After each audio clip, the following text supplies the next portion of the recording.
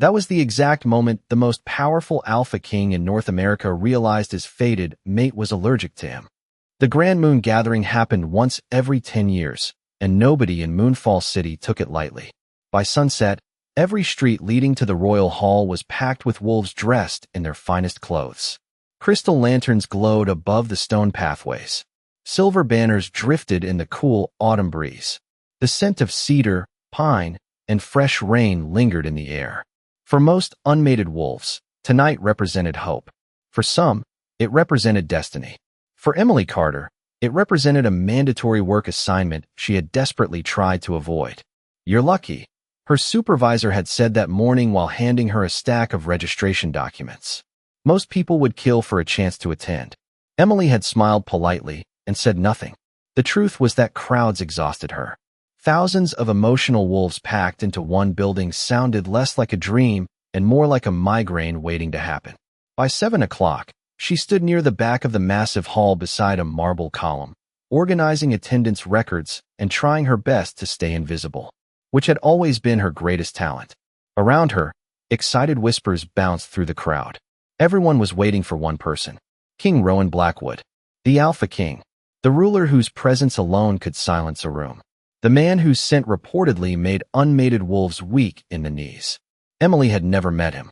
She wasn't particularly interested in meeting him either.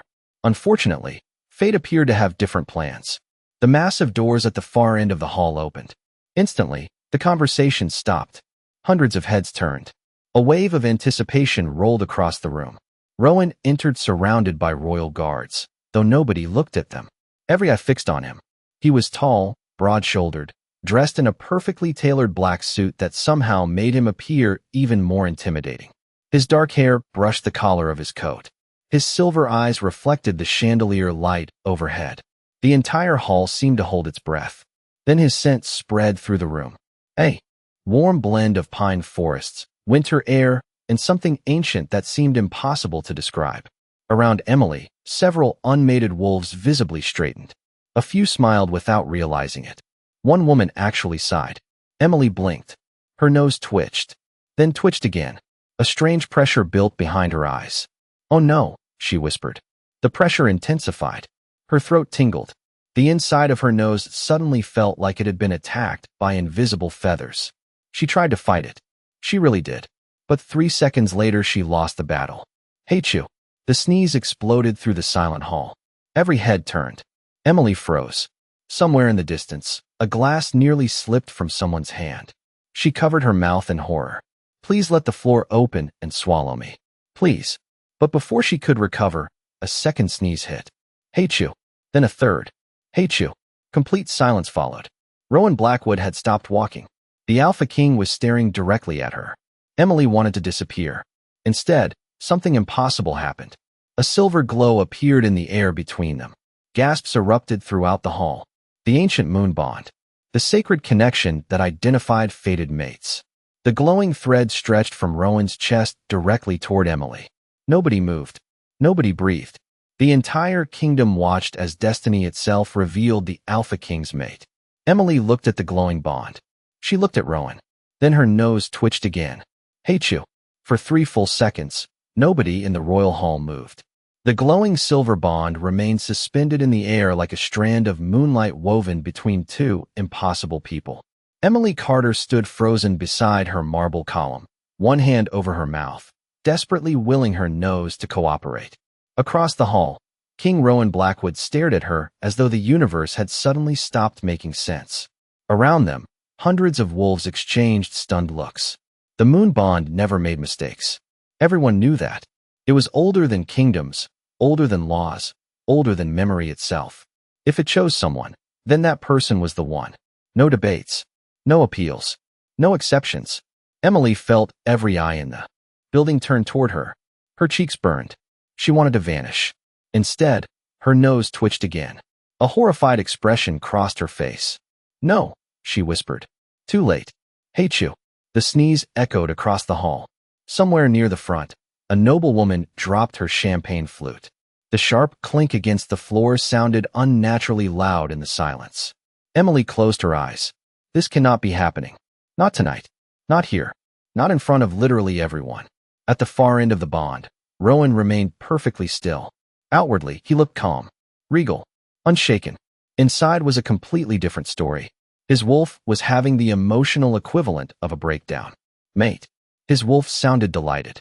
We found her. Yes. Rowan answered silently. Excellent. Wonderful. Perfect. Then why is she sneezing? Rowan had no answer. Neither, apparently, did his wolf. The creature seemed genuinely offended. Perhaps she is overwhelmed by our magnificence. Rowan almost rolled his eyes. I do not think that is how allergies work. Before his wolf could respond, one of the royal elders stepped forward. Elder Harrison had served 3 generations of rulers and was considered one of the wisest wolves in the kingdom. Tonight, however, he looked thoroughly confused. He adjusted his glasses and examined the glowing bond. Then he looked at Emily, then back at the bond, then back at Emily again. Well, he finally said, this is unusual. That was the understatement of the century. Murmurs immediately spread through the crowd. Did she sneeze? At the king. 3 times.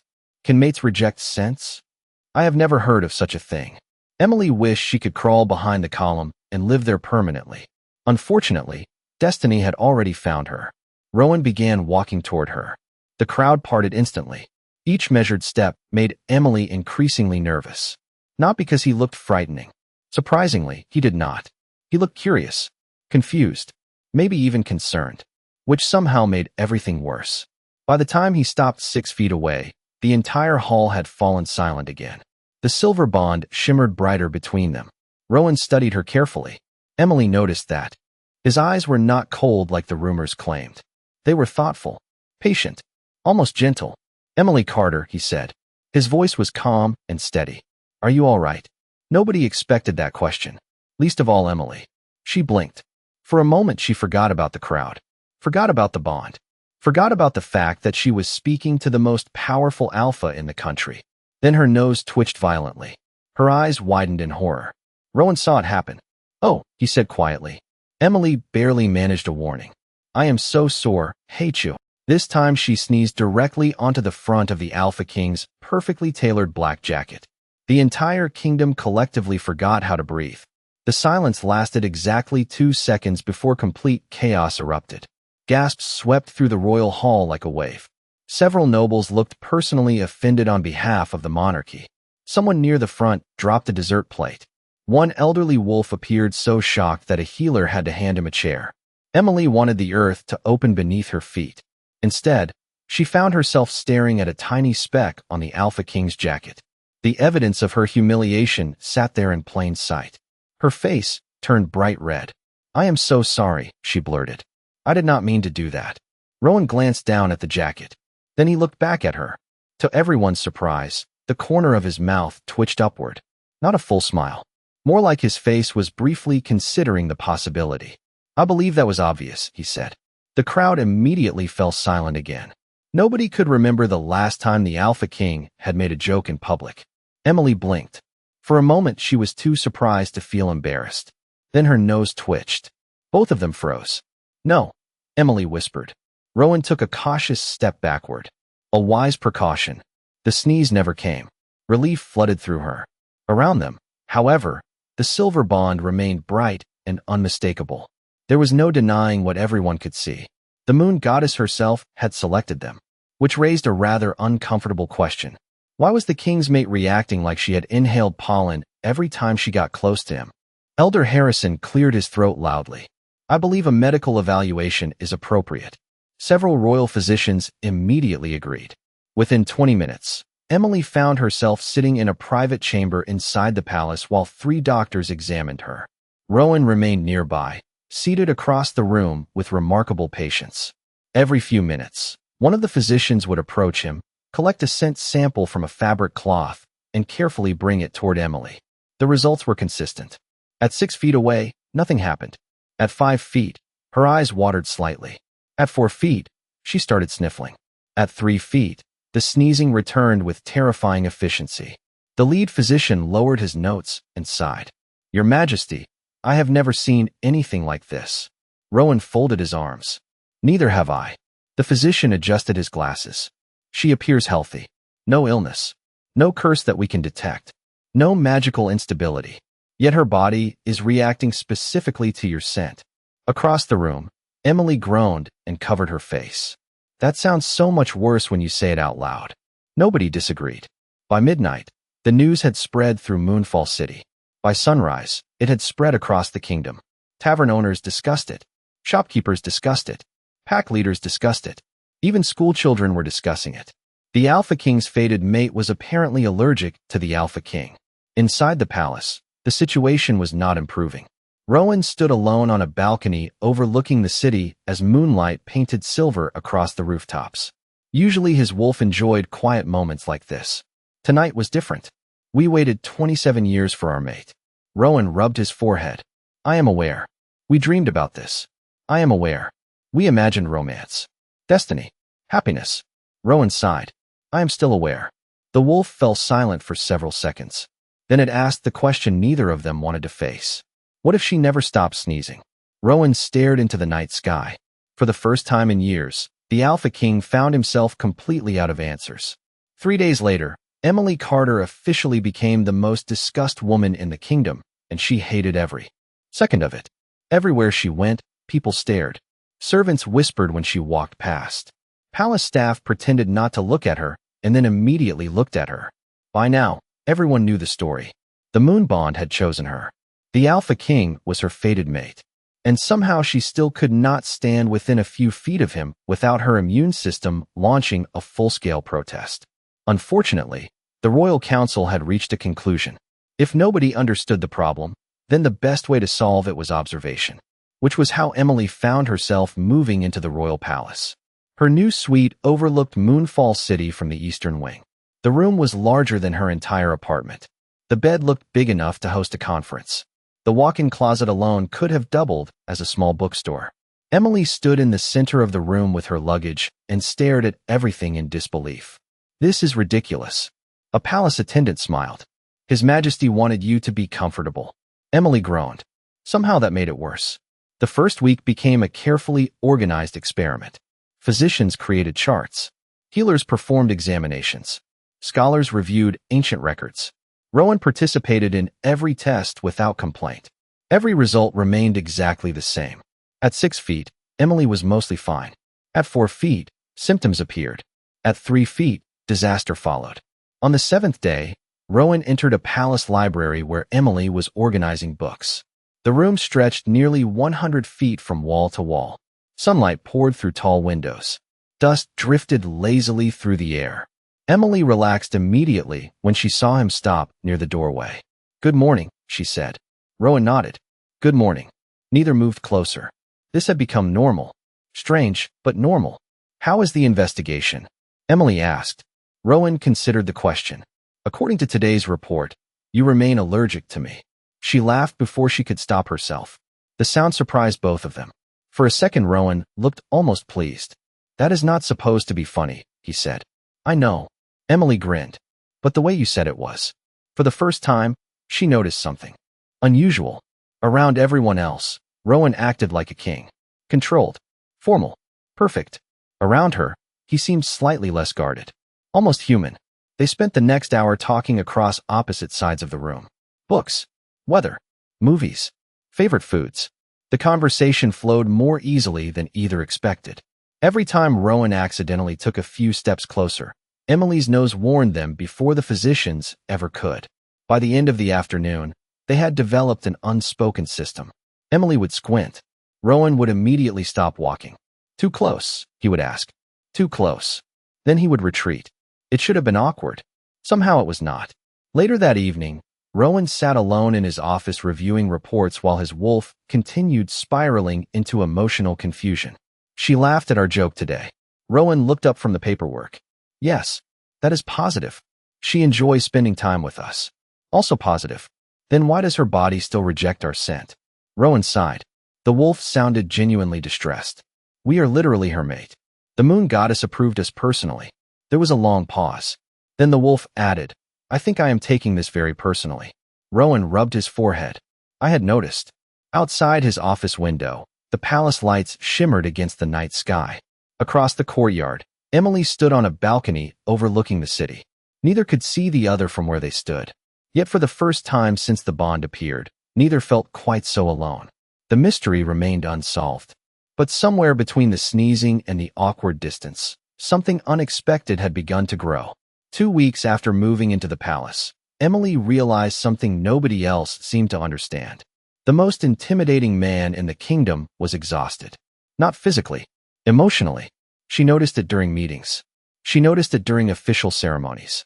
She noticed it whenever Rowan thought nobody was paying attention. The Alpha King carried responsibility the way mountains carried snow.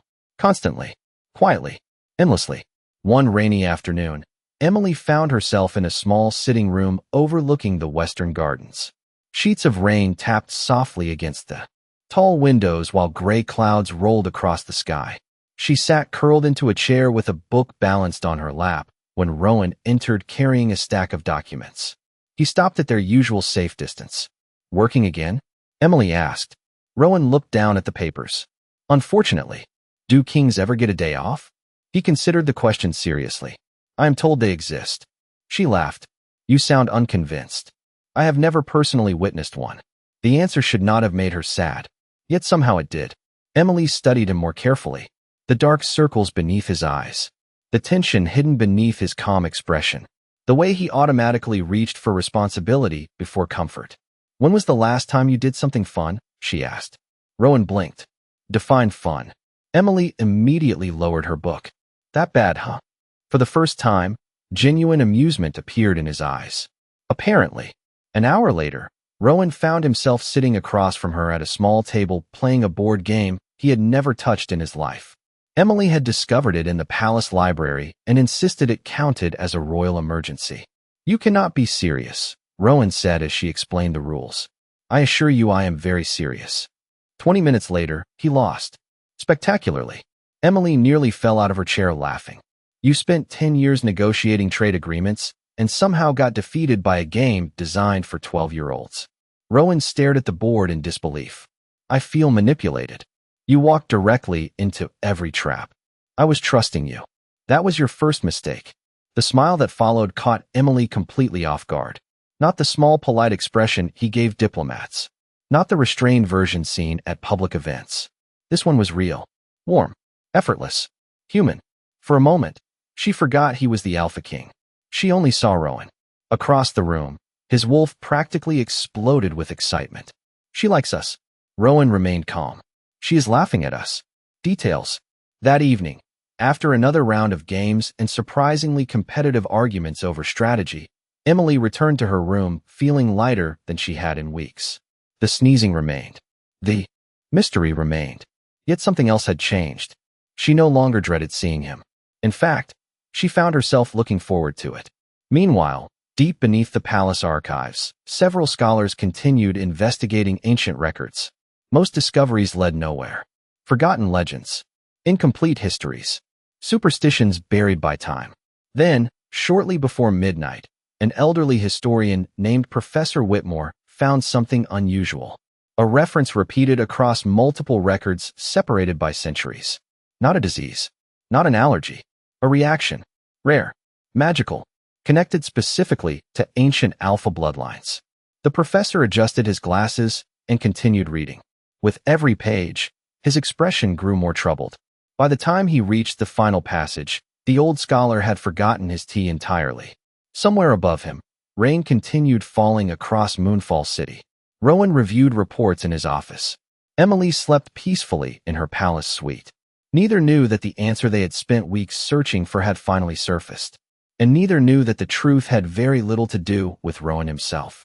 Professor Whitmore arrived at the Alpha King's office shortly after sunrise carrying 6 books, 3 scroll cases, and the expression of a man who had not slept. Rowan immediately knew something important had happened. The old historian never skipped breakfast unless history itself was involved. "You found something," Rowan said. Whitmore carefully placed the documents across the desk. "I believe so, Your Majesty." The scholar opened one of the ancient volumes. The pages looked fragile with age. Symbols faded by centuries stretched across the parchment. "The condition Miss Carter is experiencing has appeared before." Rowan straightened immediately. "How many times?" "Very few." Whitmore adjusted his glasses. perhaps a dozen recorded cases over the last 800 years. Rowan felt hope stir for the first time in weeks. Then there is a cure. The historian hesitated. That pause alone was enough to extinguish half of Rowan's optimism. There may be an explanation, Whitmore corrected carefully. Whether it is a cure remains unclear. Several hours later, Emily sat across from Rowan in one of the palace gardens while he explained everything. Morning sunlight filtered through oak trees overhead. A fountain splashed quietly nearby. Emily listened as Rowan summarized the historian's discovery. According to the records, the reaction is not caused by the mate bond itself. Emily frowned. Then what is causing it? Rowan slid one of the copied pages toward her. Ancient Alpha inheritance. Emily blinked. That sounds ominous. It does. She studied the document. Most of it looked like another language entirely. Can you translate the important part? Rowan nodded. Certain royal bloodlines accumulated magical imprints over generations. Some beneficial, some neutral, some less understood. Emily looked up, and one of those imprints is apparently making me sneeze. That appears to be the current theory. To Rowan's surprise, she burst out laughing. Several birds startled from a nearby tree. Weeks of investigation, Emily said between laughs. Ancient records, scholars, royal healers, and the official explanation is basically that your ancestors were weird. Rowan tried very hard not to smile. He failed. Across the bond, something warm settled quietly inside his chest. Lately, that feeling appeared more often whenever she was nearby. His wolf had noticed too. We like her. Rowan kept his attention on the conversation. That has been established. No. The wolf sounded unusually serious. We really like her. Rowan became very still. Because for the first time, he realized the wolf was right. Somewhere between the awkward conversations, the board games, the library afternoons, and the endless medical tests, Emily had stopped being merely his fated mate. She had become the person he looked for first whenever he entered a room. The person whose laughter improved difficult days. The person who treated him like Rowan instead of his majesty. The realization should have frightened him. Instead, it felt strangely peaceful. Across from him, Emily continued reading. A breeze lifted a strand of her hair. Sunlight caught in her eyes.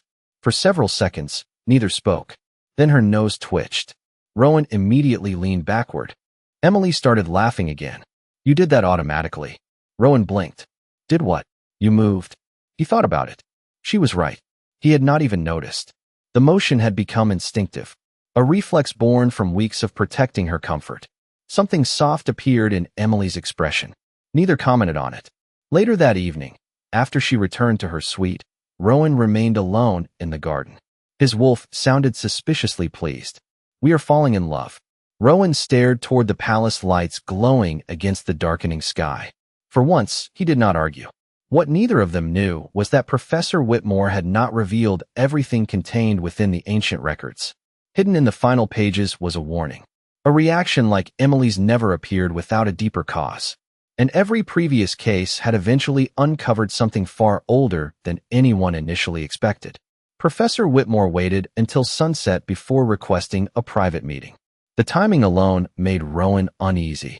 The old historian normally delivered discoveries immediately, especially important ones. Delaying information meant he had spent the entire day verifying something he wished was not true. Rowan found him in the restricted archive beneath the palace. Dusty shelves stretched into the shadows. Ancient lanterns cast warm circles of light across centuries-old books. Whitmore stood beside a stone table covered in open records. His expression was grim. You withheld something, Rowan said. The professor sighed. I needed to be certain. Rowan folded his arms. And now? Whitmore slowly pushed forward a weathered manuscript. Now I wish I had been wrong. Several minutes later, Rowan sat reading passages that had not been translated in generations. The further he read, the tighter his chest became. The reaction affecting Emily was not caused by him. Not directly. It was caused by something attached to the royal bloodline itself. Centuries earlier, one of the first Alpha Kings had forged a magical covenant designed to strengthen the throne. The ritual protected the kingdom, increased the power of future rulers, and bound the royal line to ancient lunar magic. But the records described a consequence, a hidden cost buried beneath the blessing. Every few generations, a fated mate would appear whose instincts reacted violently to traces of the covenant. Not because the mate was incompatible, the opposite, because they were uniquely sensitive to magic that no longer belonged in the world. Rowan looked up from the manuscript. You are saying Emily is reacting to the covenant. Whitmore nodded. Every recorded symptom matches. Rowan thought back to every sneeze, every watery eye, every failed medical test. Suddenly it all made sense. Can it be removed? The historian hesitated. Rowan immediately disliked that hesitation. Professor. Whitmore adjusted his glasses. The covenant can be broken. Silence settled over the archive. Somewhere in the distance, a clock chimed the hour. Rowan stared at the old man. What is the cost? Whitmore looked away first. The throne was built upon the covenant. Its protection, its influence, its magical authority. Understanding dawned slowly. Then all at once, if the covenant disappeared, much of the power surrounding the royal bloodline would vanish with it. The kingdom would survive. The monarchy would survive. But the supernatural advantage inherited by every Alpha King would be gone forever. Rowan lowered his gaze to the ancient pages. Surprisingly, his decision took less than 5 seconds. Then we remove it. Whitmore blinked. Your Majesty? Rowan closed the manuscript. If it is harming her, it goes. The professor stared at him in stunned silence. You have not even asked how difficult the process might be. Rowan stood. Does that change the answer? For several seconds, neither spoke. Then Whitmore slowly smiled. No, I suppose it does not. Meanwhile, completely unaware of the conversation taking place beneath the palace, Emily sat alone in the royal library. Rain tapped softly against the windows. A half-finished novel rested in her lap. She had tried reading the same page 3 times without success. Her thoughts kept drifting elsewhere, specifically toward one frustratingly patient Alpha King. Over the past month, Rowan had become woven into her daily routine so naturally that she barely noticed it happening. Morning conversations, shared meals, long discussions about books and history and ridiculous board games. Somewhere along the way, the distance between them had become emotional rather than physical. Her nose still reacted whenever he got too close. Her heart, unfortunately, seemed to be doing the opposite. Emily sighed and stared out the window. She had no idea that answers had finally arrived. She had no idea that Rowan had already chosen her over centuries of royal power. And she certainly had no idea that the greatest mystery in the kingdom was no longer why she reacted to him. The real question was whether she would ever learn what he had quietly decided to sacrifice. Emily discovered the truth by accident. 3 days after Professor Whitmore's meeting with Rowan, she was searching the archive for a history book recommended by one of the palace librarians. The lower archive levels were a maze of narrow aisles and towering shelves. Dust floated through shafts of afternoon sunlight. Most people avoided this section entirely. Emily loved it. Hidden among the shelves, she rounded a corner and froze when she heard familiar voices. Rowan and Whitmore stood several yards away, speaking quietly beside a table covered with ancient documents. Emily immediately intended to leave. Then she heard her own name. Instinct stopped her. The preparations are nearly complete, Whitmore said. Rowan nodded. Good. You still have time to reconsider. No. The answer came without hesitation. Emily frowned. Reconsider what? Whitmore sighed heavily. Your Majesty, the covenant has protected the royal line for centuries. Once removed, it cannot be restored. Emily felt her stomach tighten. The covenant. The same one connected to her condition. She remained hidden behind a shelf as Whitmore continued. Future rulers will inherit none of its advantages. Rowan's expression never changed. That is acceptable. You are surrendering a legacy built over generations. Rowan looked toward one of the high windows where sunlight illuminated drifting dust. His voice softened.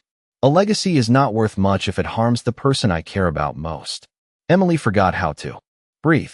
The archive suddenly felt very quiet, very small. Whitmore said nothing for several seconds. Then he asked the question Emily herself could not stop thinking. Have you told her? Rowan's faint smile appeared, sad and warm at the same time. No. Why? Rowan looked down at the documents. Because I do not want her carrying the weight of that decision. Emily stared at him in disbelief. Weeks earlier, she had assumed he tolerated the situation out of duty. Then she thought friendship might be growing between them. Now she realized she had underestimated him completely. Rowan was willing to surrender something generations of kings had protected, and he had never once asked for recognition. He had not even intended for her to know. Quietly, Emily stepped away before either man noticed her presence. She walked through the archive corridors in a daze. By the time she reached the palace gardens, the late afternoon sun had turned everything gold. She sat beside the fountain where they often talked and stared at the water. Her thoughts felt tangled, emotional, overwhelming. The truth changed everything. Not because of the covenant itself, because of what Rowan's choice revealed. For the first time, she allowed herself to admit something she had spent weeks avoiding. She was in love with him. Not with the Alpha King. Not with the throne. Not with destiny. With Rowan. The man who remembered her favorite books. The man who moved backward automatically whenever her nose twitched. The man who spent hours playing terrible board games simply because they made her laugh. The realization arrived with surprising clarity. Later that evening, Rowan found her sitting in the garden beneath strings of glowing lanterns. He stopped at their usual distance. "You seem thoughtful tonight." Emily looked up. For a moment, neither spoke. The familiar bond shimmered quietly between them. Then she smiled. "Can I ask you something?" Rowan nodded. "Anything." Emily's heart pounded. If there was a way to fix everything, but it required giving up something important, would you really do it? Rowan's expression softened immediately. He knew exactly what she was asking.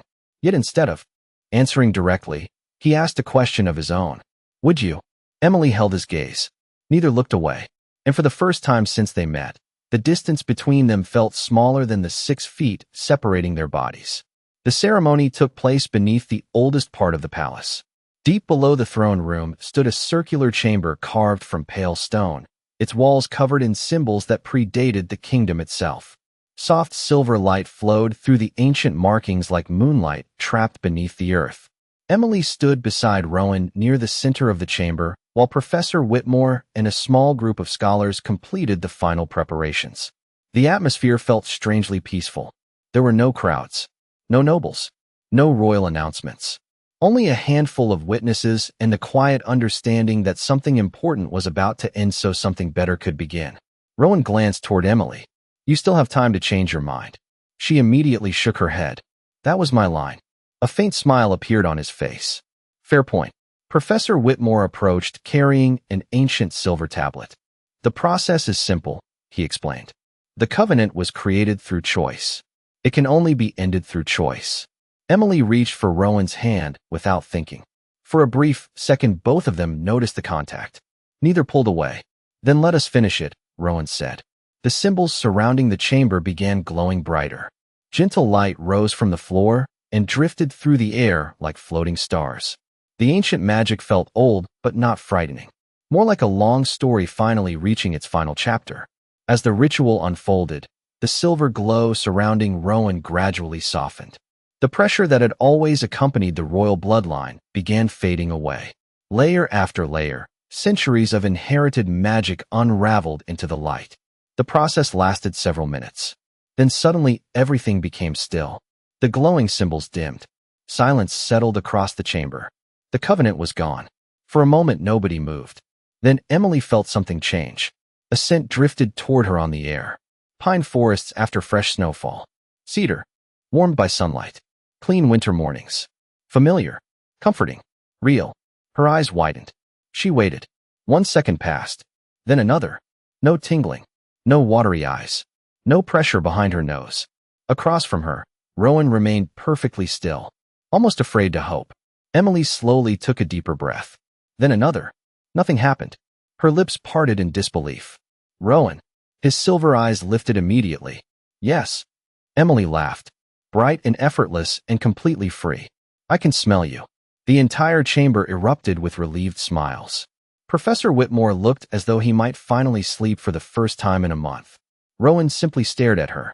The bond between them shimmered brighter than it ever had before. Not strained. Not interrupted. Whole. Beside him, his wolf was experiencing what could only be described as complete emotional victory. "We won." Rowan almost laughed. "Apparently we did." Emily took a single step forward. Then another. No sneezing. No reaction. No invisible barriers separating them anymore. For the first time since the moon bond appeared, they stood together without distance. Without fear. Without interruption. The moment felt impossibly simple after everything they had endured. You gave up all of that for me, Emily said quietly. Rowan shook his head. No. She frowned. No. His expression softened. I traded something I inherited for something I chose. Emily felt tears threaten the corners of her eyes. Happy ones. The kind that arrived when a heart finally understood where it belonged. Months later, people across the kingdom would tell different versions of the story. Some spoke about ancient magic. Others spoke about destiny. Many remembered the strange mystery that had baffled healers and scholars alike. But the version Emily liked best happened 1 week after the ceremony, when she and Rowan were walking through the palace gardens together. She stopped suddenly and sniffed the air. Rowan immediately froze. What? Emily burst out laughing. Nothing. His eyes narrowed suspiciously. You are teasing me. Maybe a little. Rowan shook his head while she continued laughing. Above them, sunlight filtered through the trees. The bond shimmered softly between them. And somewhere deep inside, one extremely relieved wolf finally stopped having an existential crisis.